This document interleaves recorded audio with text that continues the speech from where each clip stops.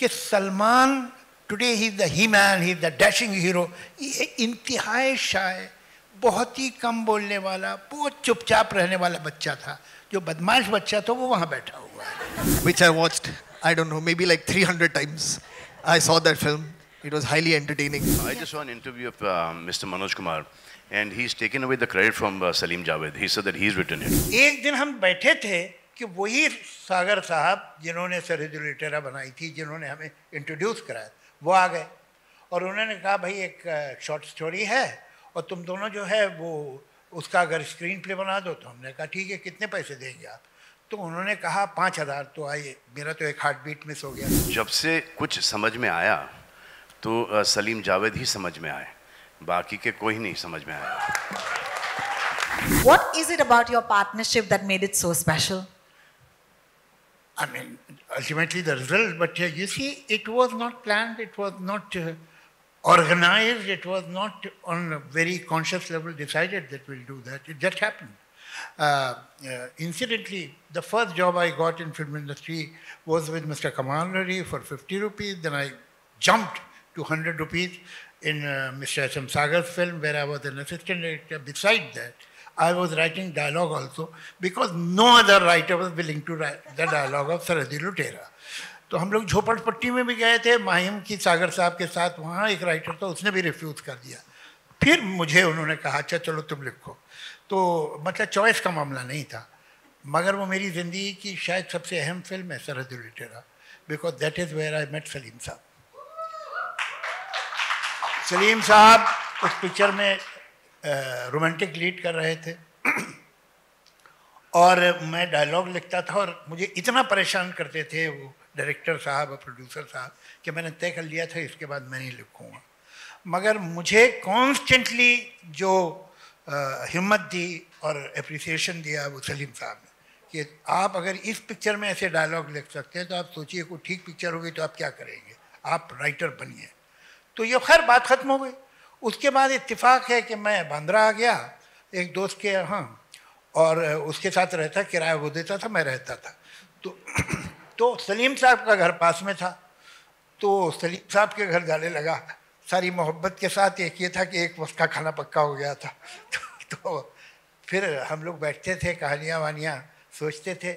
एक दिन हम बैठे थे कि वही सागर साहब जिन्होंने सरहद लुटेरा बनाई थी, जिन्होंने हमें इंट्रोड्यूस कराया, वो आ गए और उन्होंने कहा भाई एक शॉर्ट स्टोरी है और तुम दोनों जो है वो उसका अगर स्क्रीन प्ले बना दो। तो हमने कहा ठीक है, कितने पैसे देंगे आप?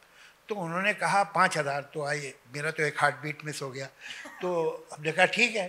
तो हमने 14-15 दिन में वो स्क्रीन प्ले बना के उन्हें दे दिया। ये घोस्ट राइटिंग थी, हमारा नाम नहीं था पिक्चर में। लेकिन वहाँ एक सुधीर वाही थे जो अभी भी शायद आपके टच में हैं। तो सुधीर वाही जो है उसको तो मालूम था कि हमारा काम है, तो उसने कहा सिप्पी फिल्म चले जाओ। तो हमने सोचा सिप्पी फिल्म इतनी बड़ी वो हमें कहाँ काम देगी। लेकिन एक दिन दोपहर में कुछ करने को नहीं था तो मैं चले ही गया। तो वहाँ बात की तो उन्होंने कहा अच्छा आप दोनों आ जाइए। मैंने कहा हम लोग तो साथ काम कर रहे थे, अभी ख़त्म किया हमने स्क्रिप्ट, तो आप दोनों आ जाइए। तो फिर हम दोनों गए और फिर हमें वहाँ काम मिल गया।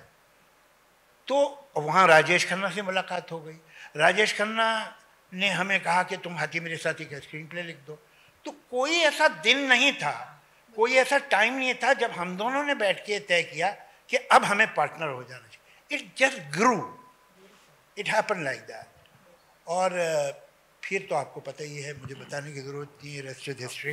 जावेद साहब और मैं एक ही गाड़ी में थे, जा रहे थे और हमारे सामने एक प्रोड्यूसर डायरेक्टर जा रहे थे जिन्होंने 20 साल पहले फिल्म बनाई थी। तो बच्चे आए और ठोकना शुरू कर दिया और बॉनेट को सलीम जावेद जिंदाबाद, सलीम जावेद जिंदाबाद। तो एक 10 रुपये का नोट निकाला मैंने और उनका कहा कि ये लो, और वो जाके आगे को जो उनका नाम दिया डायरेक्टर का कि वो उनकी गाड़ी के आगे क्या करो, और उनका नाम दिया कि जिंदाबाद बोलो, जिंदाबाद बोलो। तो वो जैसे उसका जाके उसने जिंदाबाद बोलना शुरू किया तो उन्होंने पीछे मुड़ के देखा, तो देख के देखा मेरे को लोग जानते हैं। और इसके बाद गाड़ी चली। तो इंटरवल में जब सिगरेट पीने निकले तो वो हम लोग ढूंढ रहे थे कि हम कहाँ हैं।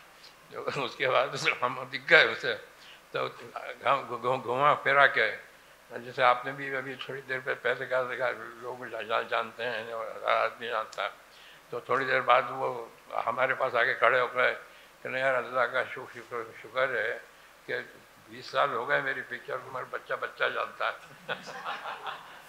Tell us that one film that you watched of the duo and what effect did it have on you? Any film, like a visceral memory that's never left you.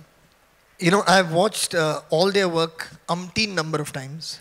So be it Sholay, be it Diwar, be it many films. But the one that I think I've watched the most that they worked on was a film called Kranti, which I watched, I don't know, maybe like 300 times. I saw that film. It was highly entertaining.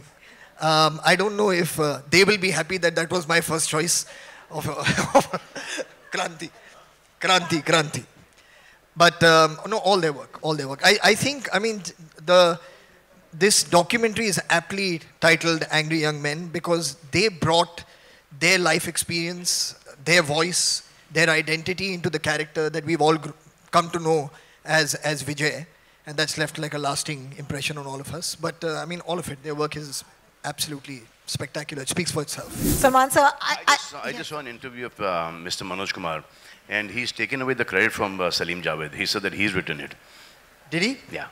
Okay. So then we'll have a separate documentary for Manoj. I think it's very, very honest of him that he has made this confession. gems. Yes, no, but it's a fact. It's a fact. He says मैं लिखता था, मैं इनको सुनाता था, और ये फिर आके वही करके चले जाते थे. So but he did write it. As they say, it takes a village. Especially that chana zor garam. Which is why I think I had another question on my cards, but I'm just going to go ask you another question, which is, what is your favorite film of the two of them? I've liked all their films, but for me, Diva, Zanjeer, Dawn, Sholay, अब कितने नाम ले कि जब हम we produce a film, I'm sure even Farhan and Zoya must be revisiting all their films. Absolutely. Now for the question on the card, which is, when did you realize that your father was no ordinary man, but the Salim Khan?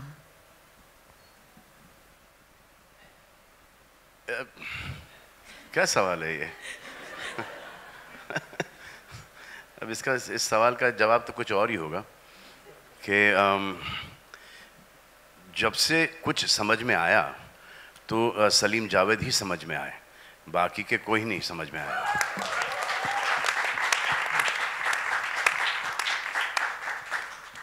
Thank you so much for that. Javed Sahab, before we go ahead and before you say once again that, what about us? I want to ask you a question to both of you, Salim Sahab and you. All of the women on the docu have said, you were brats. You were brats. You were not humble, and you knew your worth. Some of those women are sitting right here. Thank you. Thank you for joining us today. It's so wonderful.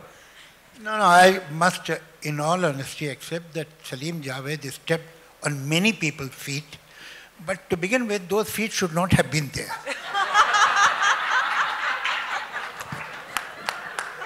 मैं सलीम साहब से जब पहली बार मिला था तो Salman was not even 1 year old. 65. He was not 1 year old. और ये जो अभी इतने हैंडसम लग रहे हैं ये कोई अभी की बात नहीं है, बचपन से ही खूबसूरत थे. तो he was an exceptionally good looking child. और एक ब्लैक एंड वाइट तस्वीर आपके लिविंग रूम में हुआ करती थी, छोटी सी फ्रेम में, सलमान की पता नहीं अब है खो गई कहाँ है. फिर ये सब तो बाकी बच्चे तो मेरे सामने पैदा हुए हैं. अच्छा कमाल क्या है कि Salman today he is the he man, he is the dashing hero. ये इंतहाई शाय, बहुत ही कम बोलने वाला, बहुत चुपचाप रहने वाला बच्चा था. जो बदमाश बच्चा था वो वहाँ बैठा हुआ है. ये he was a regular seducer. Salim साहब के घर में जो भी आता था कि ये तुम्हें पता नहीं है तुमने क्या क्या किया 6 बरस के बाद. ये जो भी इनका सलीम साहब का दोस्त होता था, ये उससे एक स्पेशल रिलेशन बना लेते। ये बेचारा चुप बैठा रहता था और ये जो है उससे मिलके घुल मिलके लोगों को लगता था भाई बहुत कमाल का बच्चा है? और एक बहुत छुटपन में इसकी एक अजीब आदत थी, इसके बाल कभी बिखरे नहीं मिल सकते थे, ये कंघी करता था। एक 6 साल का बच्चा अपनी कंघी कर रहा है, ऐसा मैंने देखा नहीं। तो सेल्फ लव इनका बहुत कमाल का था।